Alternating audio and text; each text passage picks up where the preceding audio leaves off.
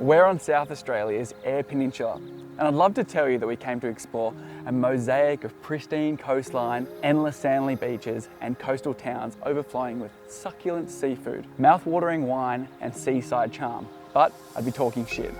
I just read that from a tourism brochure. I'm actually here to burn as much gas through these Yamaha donks as I can, fillet as many whiting fillets, and scam as much free wine as possible too. I'm already off to a flying start on the scammer meter. You see, I got my girlfriend Ali to sweet talk Alan Whittley into giving us the keys to a boat, his tow vehicle, and his fuel card. Not bad.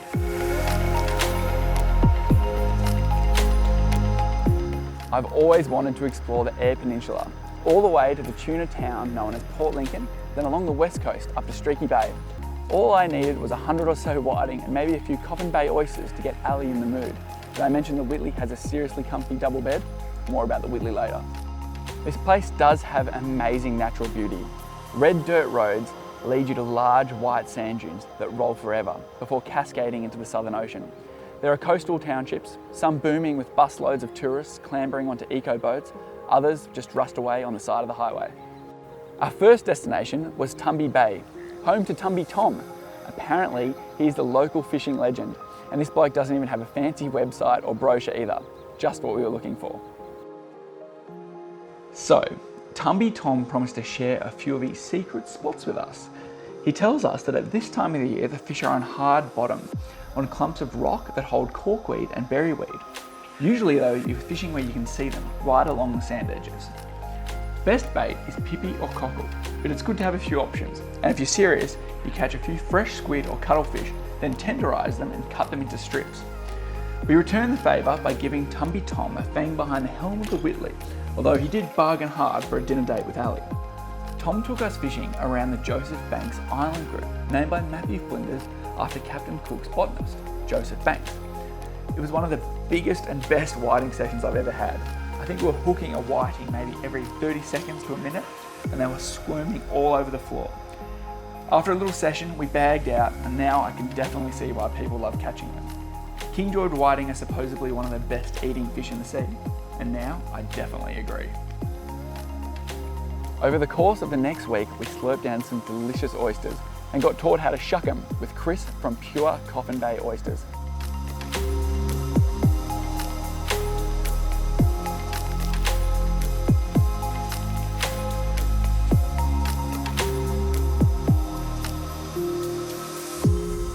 We also wrangled some wild emus in Coffin Bay National Park. Not really, they were too fast for us. We also froze our balls and nibbles off when we went for a swim at Almonte Beach. We caught up with another local legend, Jamie Crawford, who builds fish farms and shark cages in the area. He took us out for a session on the whiting off Port Lincoln National Park.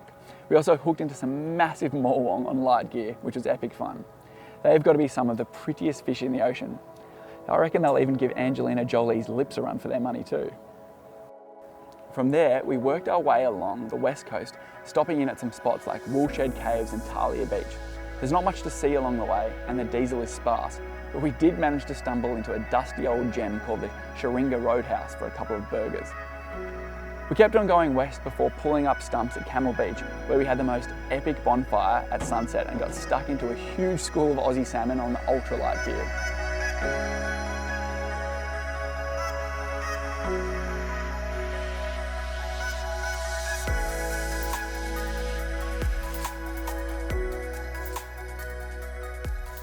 The guys at Whittley may have been around for more than 60 years, but they're not just sitting around in the lunchroom twiddling their moustaches.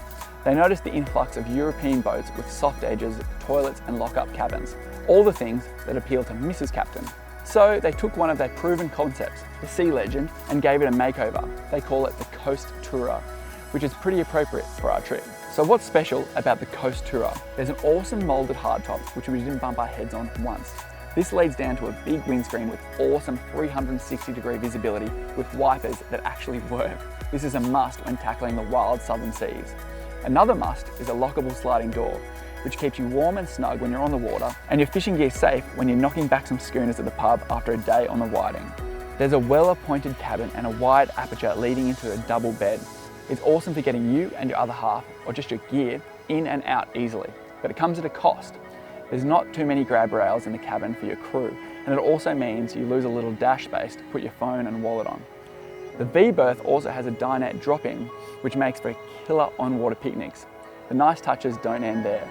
There's also rear-facing upholstered seating out in the cockpit and plush gunnel padding. There's heaps of room out the back and an integrated rear deck. On the port side, you've got freshwater washdown and sink.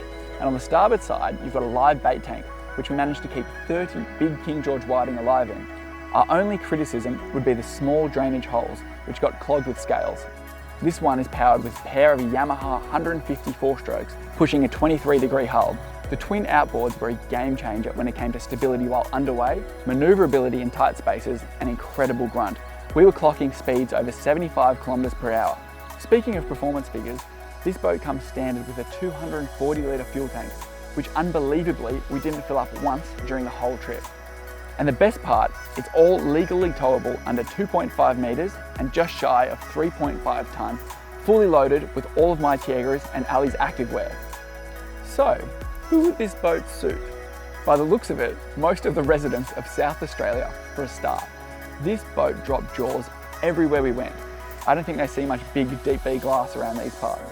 This boat would also suit young couples, small families and grey nomads alike. Whether they're just taking it down to the local ramp and using it on weekends, or taking it on big long road trips around Australia, the Coast Tourer definitely lives up to its name. The South Australian shoreline is some of the most rugged and remote that we've come across, and the SL25 was the perfect saltwater sled to attack it.